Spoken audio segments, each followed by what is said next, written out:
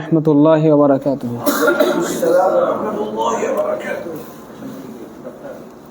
إن الحمد لله وحده والصلاة والسلام على من لا نبي بعده. اللهم علمنا ما ينفعنا وانفعنا بما علمتنا وزدنا علما وأصلح لنا شأننا كله ولا تكلنا إلى أنفسنا طرفة عين.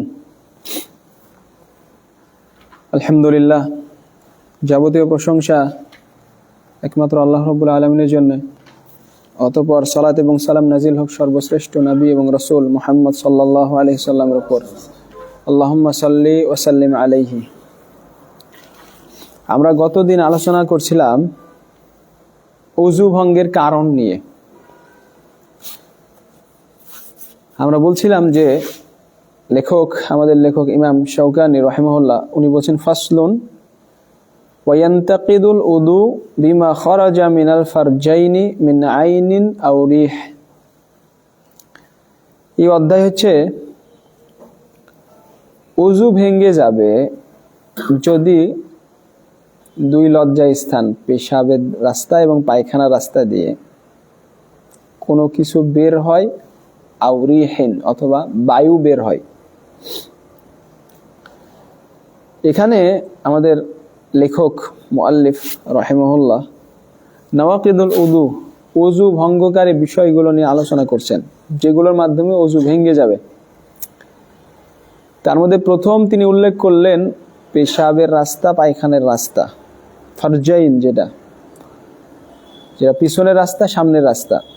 এই রাস্তা দিয়ে কোনো কিছু যদি বের হয়, আমরা গত আলোচনায় বলছিলাম স্বাভাবিকভাবে এই রাস্তা দিয়ে এক ধরনের জিনিস বের হয় যেটা মুতাদ, স্বাভাবিক, মানে প্রচলিতভাবে বের হয়, যেমন পেশাব, পায়খানা, তারপরে বায়ু বের হয়, মনি বের হয় যেটাকে আমরা বীর্য বলি, তারপরে মজি বের হয় এবং ওয়াদি বের হয়। এই 6টা জিনিস। আর কিছু কিছু আছে যেটা স্বাভাবিকভাবে না, যেটা খুবই দুষ্কর, খুব কম সময়ে বের হয়। যেমন সেটা হতে পারে কোনো কৃমি বের হয়, অথবা কোনো পাথর বের হতে পারে, চুল অথবা রক্ত বের হতে পারে।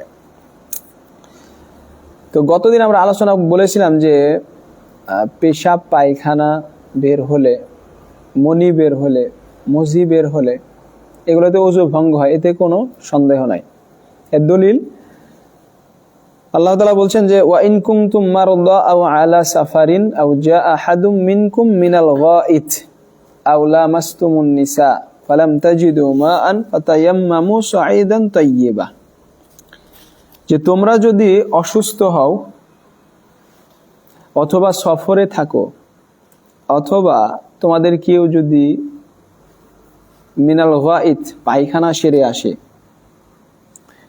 আও লামাসতুমুন নিসা অথবা তোমরা যদি স্ত্রীর সহবাস করো, এখানে স্পর্শ করা বলতে সহবাস করা উদ্দেশ্য, ফালাম তাজিদু মাআন, আর যদি পানি না পাও, ফাতায়াম্মামু সাঈদান তাইয়্যিবা, তাহলে পবিত্র মাটি দিয়ে তায়াম্মুম করো। তো এই আয়াত প্রমাণ করে যে ভিতর থেকে পায়খানা বের হলে এতে ওযু ভেঙে যায় এবং এর জন্য ওযু করা প্রয়োজন। এখানে এই ওযু করতে গিয়ে যদি পানি পাওয়া না যায় তাহলে বিকল্প হিসেবে তায়াম্মুম করতে হবে। এটাই বোঝা যায় যে এই কাজের কারণে ওযু করা প্রয়োজন হয়ে দাঁড়ায়, সেটা অবশ্যই কি ওযু ভঙ্গকারী বিষয়। যে পায়খানা বের হওয়ার কারণে ওযু করাটা আবশ্যক হয়ে যাচ্ছে, মানে ওযু প্রয়োজন হয়ে যাচ্ছে, পানি যদি না পাওয়া যায় তখন তায়াম্মুম করা প্রয়োজন হয়ে যাচ্ছে। তার মানে বোঝা যাচ্ছে যে এই পায়খানা বের হওয়ার কারণে তখন ওযু আর থাকছে না। তারপরে পেশাবের ক্ষেত্রে দলিল হচ্ছে সফওয়ান ইবনে আসাল রাদিয়াল্লাহু তাআলা আনহুর হাদিস, তিরমিজির হাদিস। জির ইবনে হুবাইশ রাদিয়াল্লাহু তাআলা আনহু বলছেন যে আমি সফওয়ান ইবনে আসাল রাদিয়াল্লাহু তাআলা আনহুর কাছে আসলাম আসআলুহু আনিল মাসহ, মাসেহ করা, মোজার উপর মাসেহ করা সম্পর্কে জিজ্ঞেস করতে। তো সফওয়ান ইবনে আসাল রাদিয়াল্লাহু তাআলা আমাকে বললেন যে রাসূলুল্লাহ সাল্লাল্লাহু আলাইহি সাল্লাম ইয়ামুরুনা ইযা কুন্না সাফারান আল্লা নানজিআ খিফাফানা সালাসাতা আইয়ামিন ওয়া লায়ালিহিন ইল্লা মিন জানাবা ওয়ালাকিন মিন গাইতিন ওয়া বাউলিন ওয়া নাওম। যে রাসূলুল্লাহ সাল্লাল্লাহু আলাইহি সাল্লাম আমাদেরকে নির্দেশ দিতেন যখন আমরা সফরে থাকতাম, সফরে থাকাকালীন সময়ে যেন আমরা আমাদের মোজা না খুলি 3 দিন 3 রাত, ইল্লা মিন জানাবা, জানাবা ছাড়া। মানে যদি গোসল ফরজ হয়ে যায় তখন আর মোজার উপর মাসিয়া করা চলবে না, তখন মোজা খুলতে হবে, খুলে গোসল করতে হবে। কিন্তু যতক্ষণ জানাবাত হয়নি ততক্ষণ মুসাফির ব্যক্তি 3 দিন 3 রাত মোজার উপর মাসিয়া করতে পারে। কি কি ক্ষেত্রে মাসিয়া করবে? মিন গাইতিন ওয়া বাউলিন ওয়া নাওম, পেশাব করার কারণে, পায়খানা করার কারণে এবং ঘুমের কারণে। তার মানে এইগুলোর কারণে যখন সে ওযু করবে তখন সে মোজার উপর মাসিয়া করবে, মুসাফিরের বিষয়। তো এখানে বোঝা যাচ্ছে এই যে দলিল, যে হাদিসের মর্ম এটা বলছে যে রাসূলুল্লাহ সাল্লাল্লাহু আলাইহি সাল্লাম আমাদেরকে নির্দেশ দিতেন যখন আমাদের ওযু ভেঙে যেত এই 3টা কারণে, পেশাবের কারণে, পায়খানার কারণে, গোসলের কারণে, এবং আমাদের ওযু করা প্রয়োজন হতো, তখন আমরা যেন আমাদের মোজা খুলে না ফেলি, বরং ওযু করি এবং মোজার উপর মাসিয়া করি। হাদিসের মর্ম এরকম না? তার মানে ওযু যখন ভেঙে যেত 3 কারণে, তাহলে পেশাবের কারণে ওযু ভেঙে যায়, হাদিসের মর্ম এটাই প্রমাণ করে। তারপরে বায়ু বের হলে রাসূলুল্লাহ সাল্লাল্লাহু আলাইহি সাল্লাম বলছেন যে ইযা ওয়াজাদা আহাদুকুম ফি বাতনিহি শাইআন ফাআশকালা আলাইহি আখরাজা মিনহু শাইউন আম লা ফালা ইয়াখরুজ মিনাল মাসজিদ হাত্তা ইয়াসমা'a সাওতান আও ইয়াজিদা রিহান, মুত্তাফাকুন আলাইহি। নবী সাল্লাল্লাহু আলাইহি সাল্লাম বলছেন যখন তোমাদের কেউ তার পেটের মধ্যে কোনো কিছু অনুভব করবে, তার কাছে সন্দেহ যদি হয় যে কোনো কিছু বের হলো নাকি, কোনো বায়ু, ফালা ইয়াখরুজ মিনাল মাসজিদ, তাহলে সে যেন এই সন্দেহের কারণে মসজিদ থেকে বের না হয়। হাত্তা ইয়াসমা'a সাওতান আও ইয়াজিদা রিহান, যতক্ষণ না সে শব্দ শুনবে অথবা গন্ধ পাবে। তার মানে এই হাদিসের মর্ম কি প্রমাণ করে? যখন গন্ধ পাবে অথবা শব্দ শুনবে তখন অবশ্যই কি মসজিদ থেকে বের হয়ে ওযু করা লাগবে কি না? লাগবে। তার মানে এই হাদিসের মর্ম প্রমাণ করে যে বায়ু বের হলে ওযু ভেঙে যায়, ওযু ভেঙে যায়। তারপরে মানি বের হলে ওযু ভেঙে যায়, এই বিষয়ে আলেমদের মাঝে ইজমা আছে।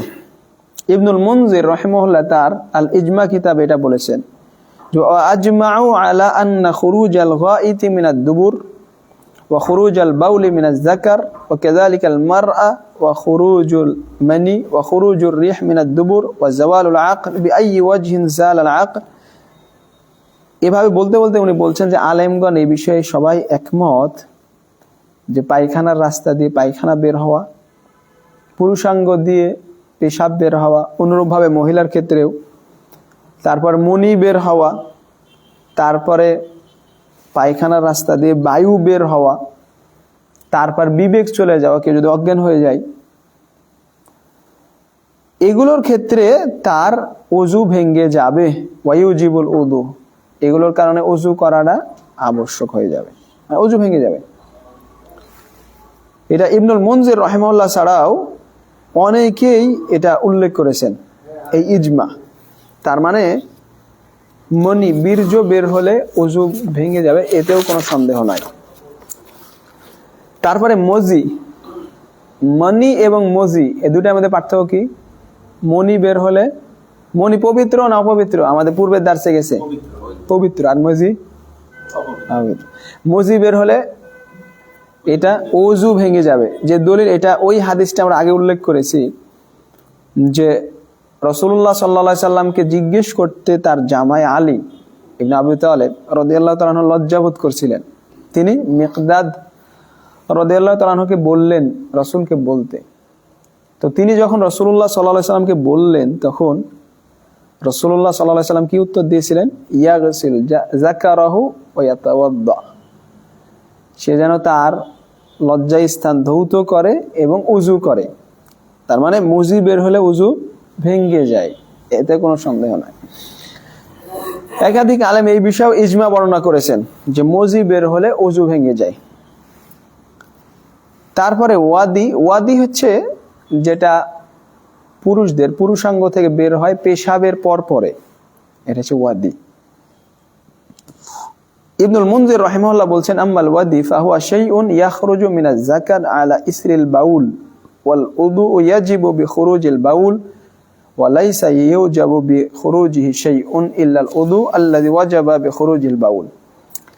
উনি বলছেন ওয়াদি হচ্ছে যেটা পুরুষাঙ্গ দিয়ে বের হয় আলা ইসরিল বাউল, পেশাবের পর পরে যেটা বের হয়।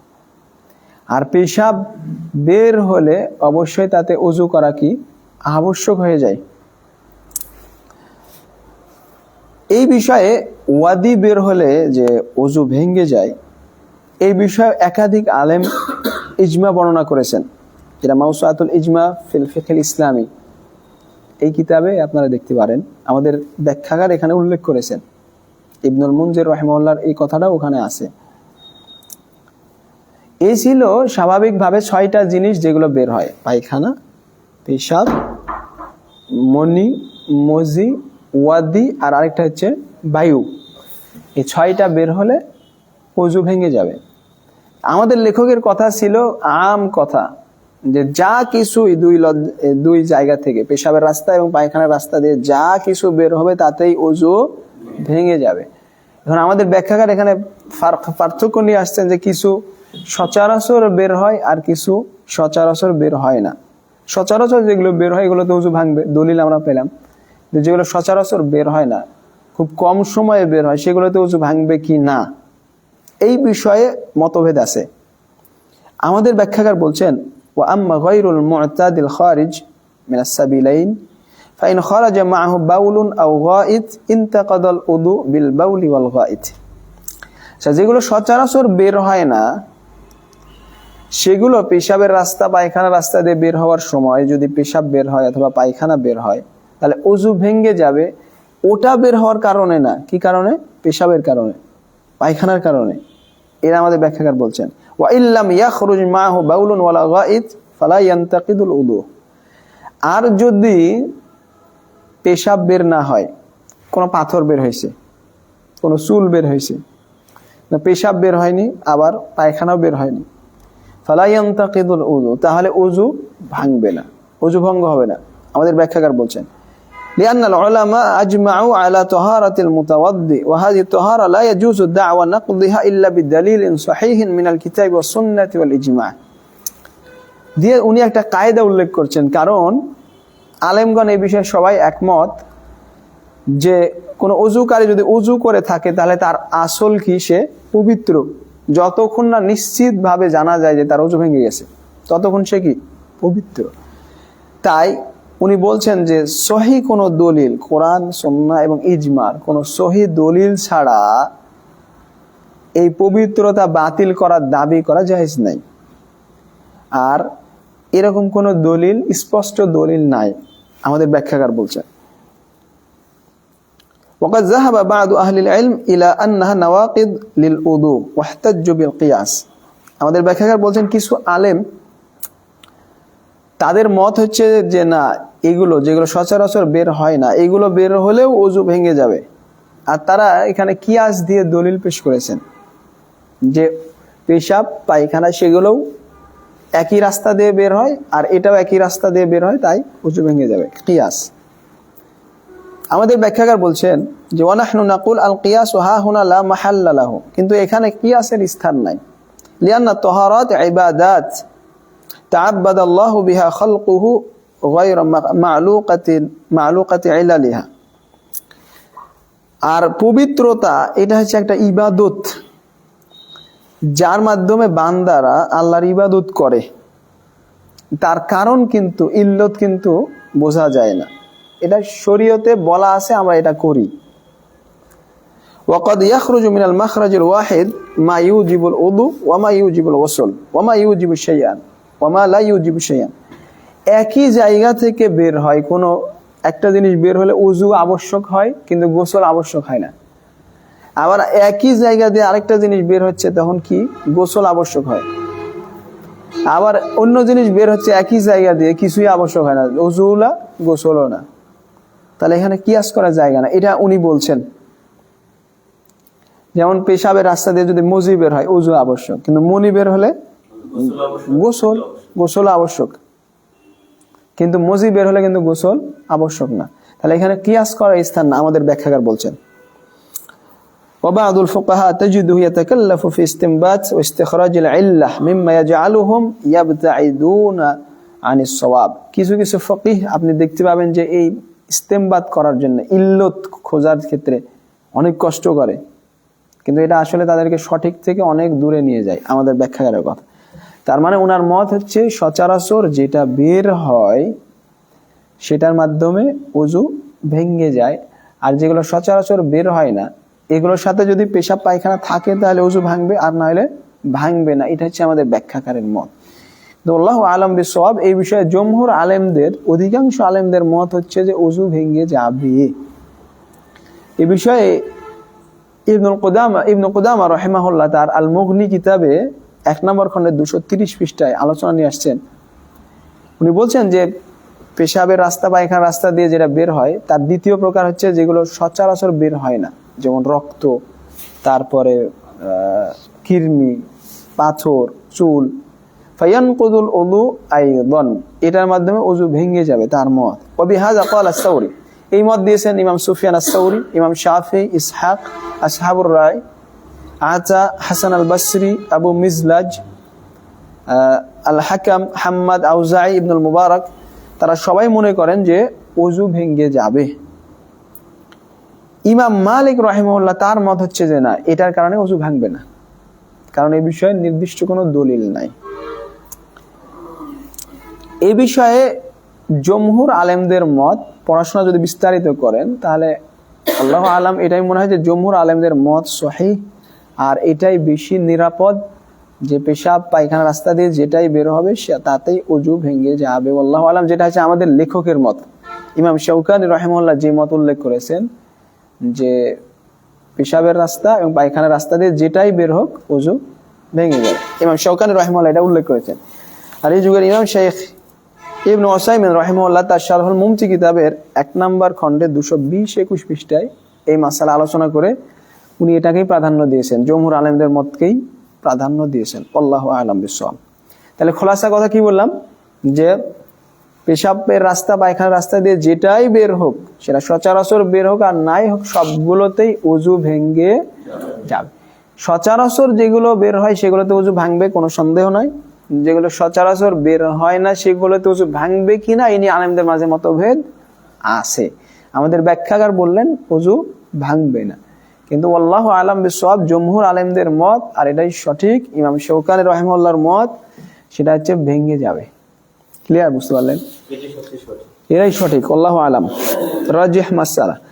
দ্বিতীয় উনি বলছেন ওয়া বিমা ইউজিবুল গোসল, ওযু ভেঙে যায় ওই কারণে যেটা গোসলকে আবশ্যক করে। যেই কাজের কারণে গোসল ফরজ হয়ে যায় ওর মাধ্যমে ওযু কি ভেঙে যাবে।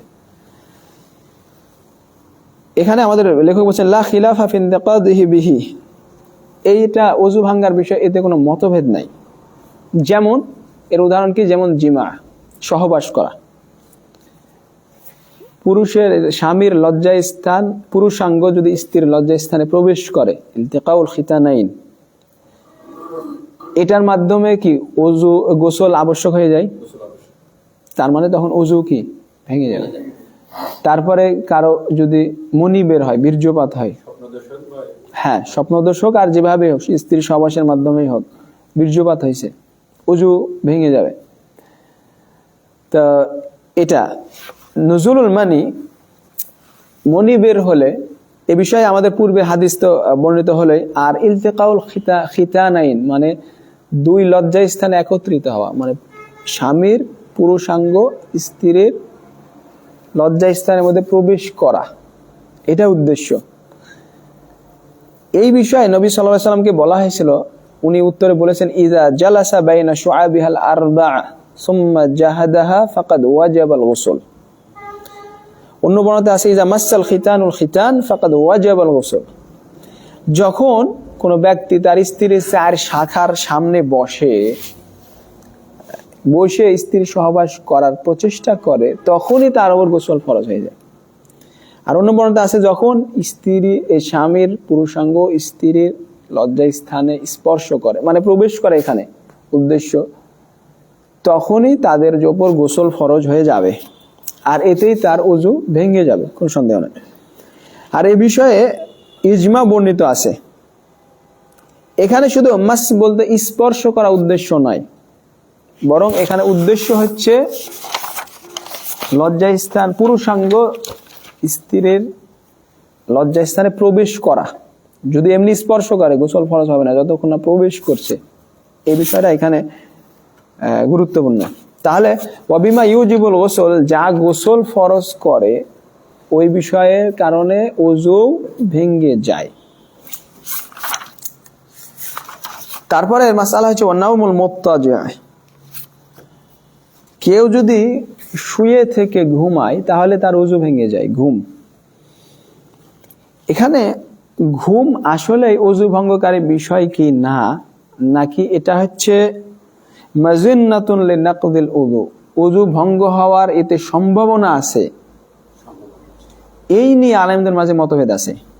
একদল আলেম বলছেন যে না, ওযু ঘুমালেই ওযু ভেঙে যায়, আর আরেকদল আলেম বলছেন যে না, এটা হলো ওযু ভাঙে না, বরং ওযু ভঙ্গ হওয়ার সম্ভাবনা আছে। আমাদের ব্যাখ্যাকারের কথা শোনাই, তারপরে আমি কিছু যোগ করবো ইনশাআল্লাহ। আমাদের ব্যাখ্যাকার বলছেন, as-sahih anna an-nawma mazinnatun linaqdil wudu wa laysa naqidan lil wudu। ঘুম হচ্ছে ওযু ভঙ্গ হওয়ার একটা সম্ভাবনা আছে সেখানে, আসলে সেটা ওযু ভঙ্গকারী বিষয় নয়। I Anna an-nawma laysa ka khurujil bawli masalan wa laysa ka khurujil ghaib, অর্থাৎ ঘুম পেশাব বের হওয়ার মতো না, পায়খানা বের হওয়ার মতো না, যে পেশাব বের হলে ওযু ভেঙে গেল, ঠিক সেরকম ঘুমাইলে ওযু ভেঙে গেল, এরকম না। আমাদের ব্যাখ্যাকার বলছেন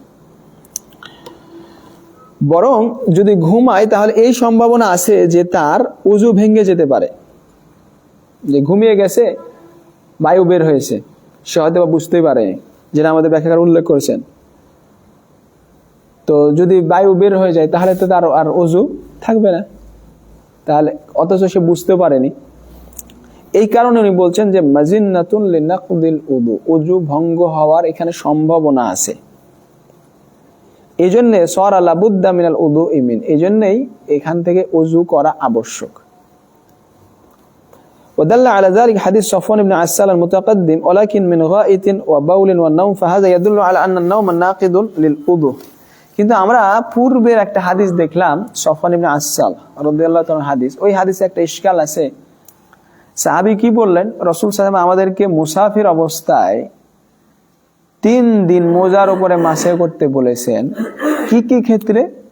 পেশাব করার পরে, বাউলিন পেশাব করার পরে, গাইতিন পায়খানা করার পরে, আর অন্নাউমিন ঘুমের পরে।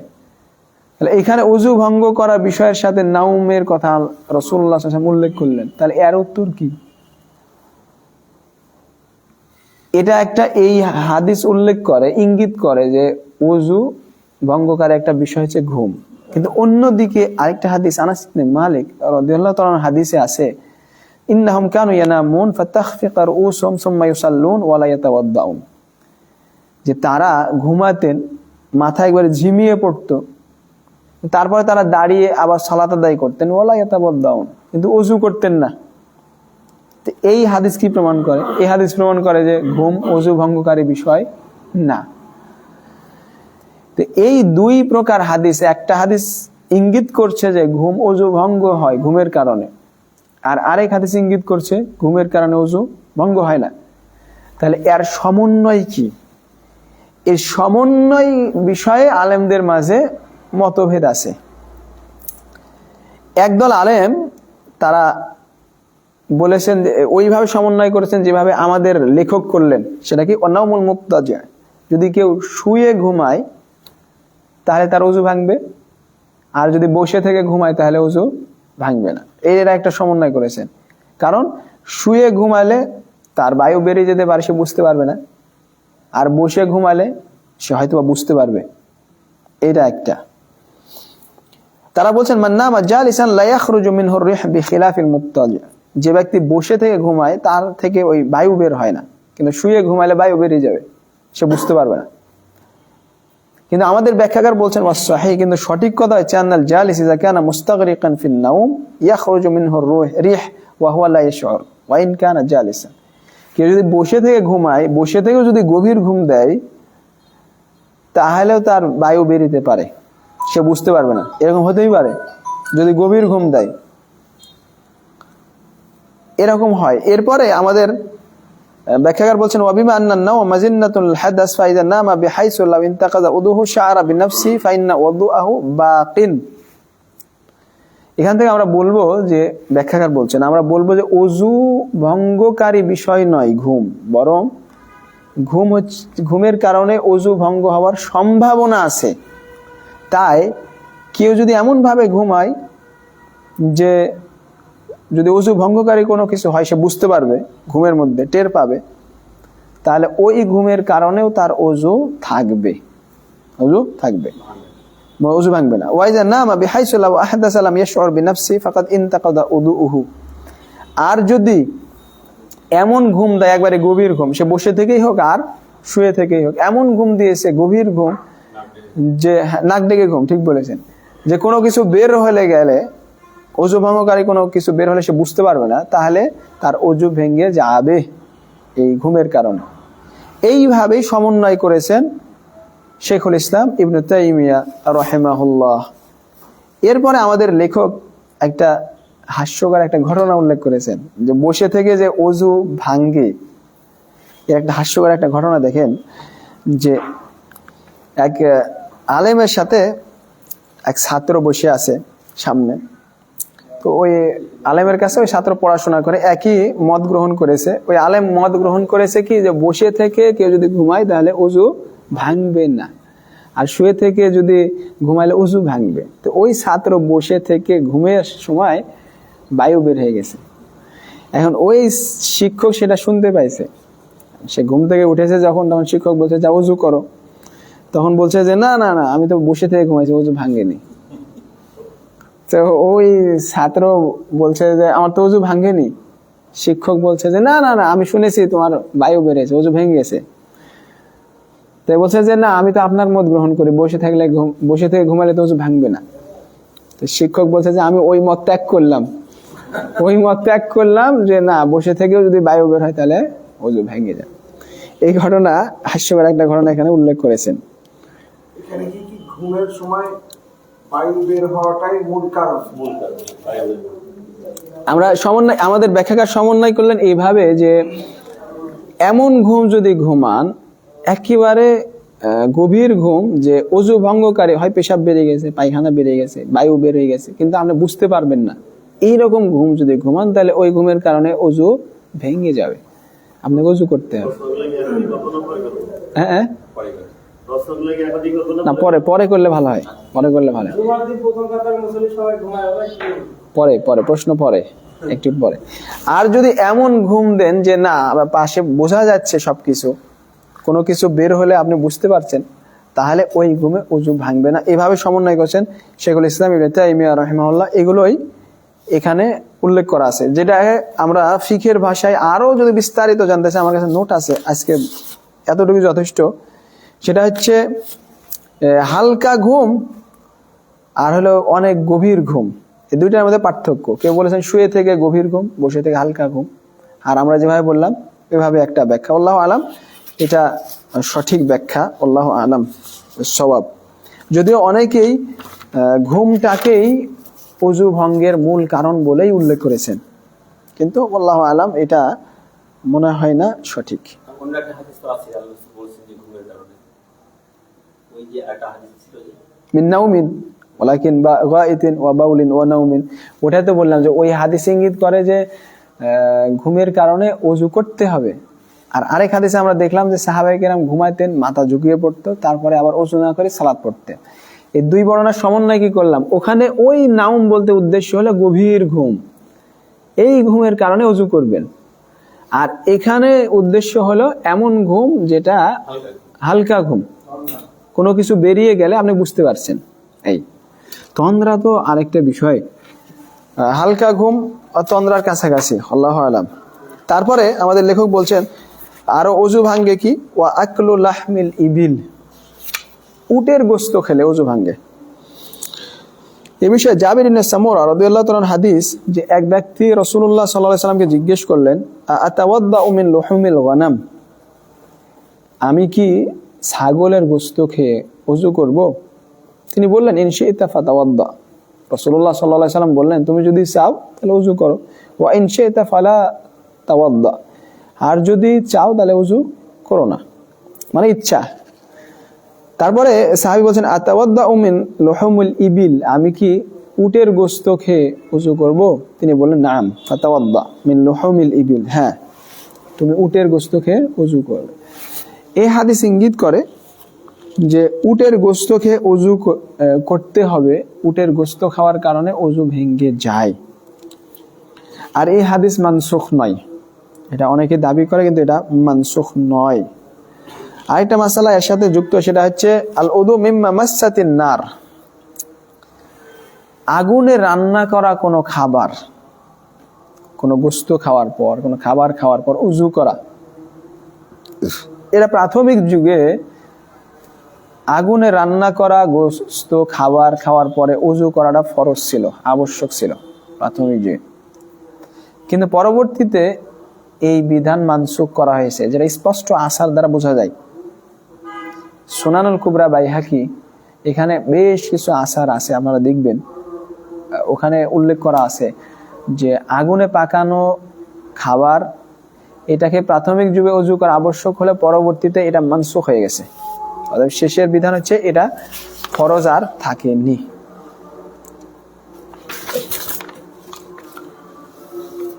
আচ্ছা, যথেষ্ট। তারপরে অনেকে আবার এই হাদিস অনেকের কাছে পৌঁছায়নি, তাই তারা এই মাসালাতে ভিন্ন মত পোষণ করেছেন।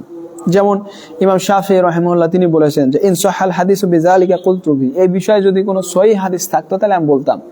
তার মানে তার কাছে এই হাদিসটা সহিহ হিসেবে ছিল না, কিন্তু আসলে এই হাদিসটা কি, যেটা উল্লেখ করলাম, সহিহ, কোনো সন্দেহ নাই।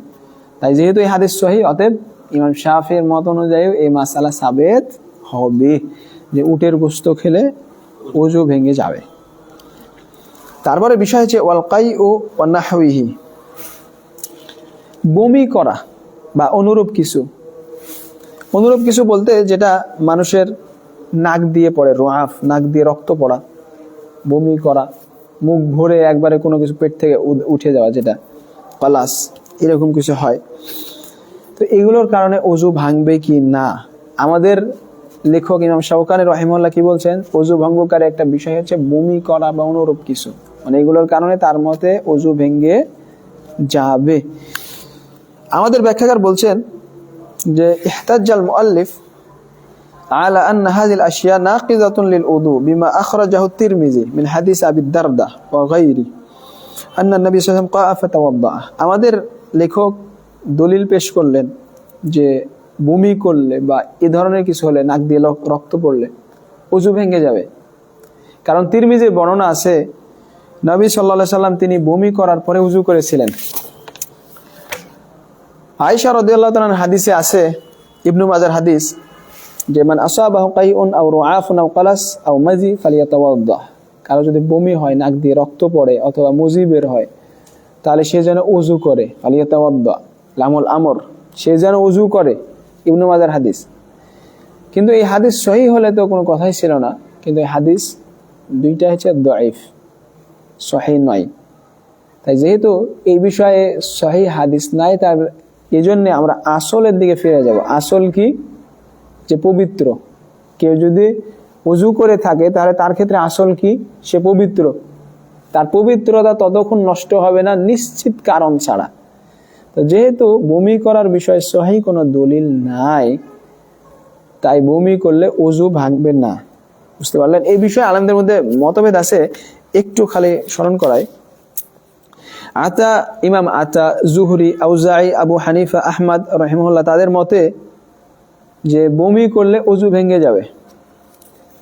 অন্যদিকে ইমাম মালিক, ইমাম শাফিঈ এবং ইমাম শাফিঈ রাহিমাহুল্লাহ তাদের ছাত্র আবু সাউর এবং ইমাম আহমদ রাহিমাহুল্লাহ আরেকটা বর্ণনা যে বমি করলে ওযু ভাঙবে না। আর এই মতকে প্রাধান্য দিয়েছেন ইবনে হাজম, শেখুল ইসলাম ইবনে তাইমিয়া, শেখ নাসিরউদ্দিন আলবানী, শেখ মুকবিল ইবনে হাদি আল ওয়াদি, শেখ মুহাম্মদ ইবনে সালিহ আল উসাইমিন রাহিমাহুমুল্লাহ আজমাইন। তাদের সকলের মতে বমি করলে ওযু ভাঙবে না, আর এটাই বেশি সহিহ, এটাই রাজিহ মত, এটাই রাজিহ। তারপরে আমাদের লেখক বলছেন ওয়ামাসিজ যাকার, পুরুষাঙ্গ স্পর্শ করলে ওযু ভেঙে যাবে। এই বিষয়ে আলেমদের মধ্যে মতভেদ আছে। কারণ মতভেদ হওয়ার কারণ হচ্ছে এই বিষয়ে দুই ধরনের হাদিস পাওয়া যায়। একটা বুসরা বিনতে সফওয়ান রাদিয়াল্লাহু তাআলা আনহা আন্না নবী সাল্লাল্লাহু আলাইহি ওয়াসাল্লাম قال من مس ذكره فليتوضا, উনি বলছেন যে নবী সাল্লাল্লাহু আলাইহি ওয়াসাল্লাম বলেছেন যে ব্যক্তি তার পুরুষাঙ্গ স্পর্শ করে সে যেন ওযু করে, ফালিয়াতাওয়াদ্দা লামুল আমর, সে যেন ওযু করে।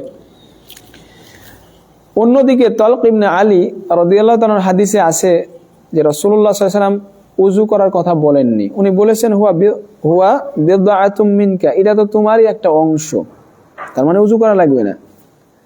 দুইটা পরস্পর বিপরীত, তো কিভাবে সমন্বয় হবে? এই বিষয়ে চারটা মত পাওয়া যায়।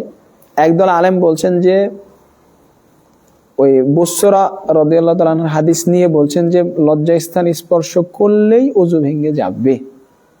বিরাট একদল আলেম এটা উল্লেখ করছেন যে ওযু ভেঙে যাবে। তারা শুধু একটা হাদিস নিয়েছেন, তালক ইবনে আলী রাদিয়াল্লাহু তাআলা হাদিস নেননি। আরেক দল আলেম বলছেন যে না, যেভাবে স্পর্শ করুক ওযু ভাঙবে না, এটা এক দল। তৃতীয় দল বলছেন যে না, শাহওয়াতের কারণে উত্তেজনা অবস্থায় যদি লজ্জাস্থান স্পর্শ করে তাহলে ওযু ভেঙে যাবে, এটা একটা মত। এর মাধ্যমে কি সমন্বয় হচ্ছে, এটা সঠিকের অনেক কাছাকাছি, যেটা শেখ নাসিরউদ্দিন আলবানী রাহিমাহুল্লাহ এটাকে প্রাধান্য দিয়েছেন যে কেউ যদি উত্তেজিত অবস্থায় লজ্জাস্থান স্পর্শ করে তার ওযু ভেঙে যাবে। আর আরেকটা মত শেখ ইবনে উসাইমিন রাহিমাহুল্লাহ যেটাকে প্রাধান্য দিয়েছেন সেটা হচ্ছে লজ্জাস্থান স্পর্শ করলে ওযু ভঙ্গ হওয়া, এই ওযু করাটা মুস্তাহাব, ওযু করা মুস্তাহাব, এটা ফরজ নয়, মানে ওযু ভাঙবে না, তবে ওযু করাটা মুস্তাহাব। আল্লাহু আ'লাম বিসওয়াব। এই বিষয়গুলো যদি বিস্তারিত পড়াশোনা করেন তাহলে নিচের দুইটা মত দুইটাই সঠিক হওয়ার সম্ভাবনা আছে। হ্যাঁ সুতর যদি সরাসরি করে একটা মত আছে, কোনটা